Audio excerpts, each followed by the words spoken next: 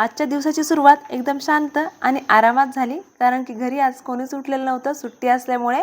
आणि मामा लवकर उठतात, पण मामा ही गावाला गेले होते, सो त्याच्यामुळे. तर देवाची देवपूजा केली, कोमट पाणी घेतलं, त्याच्यानंतर मग जे सकाळचे कामं असतात झाडझूड हे करून घेतली. मग लागले नाश्त्यासाठी. तर आजचा नाश्ता होता उसळ, साबुदाण्याची उसळ. दही आणि साबुदाण्याची उसळ एकदम छान लागते. आणि लेकरांची आंघोळ झाली की लगेच त्यांना नाश्त्याला बसवलं. आणि आता दुपारच्या जेवणामध्ये बनवली होती वांग्याची पातळ भाजी सोबत चपात्या.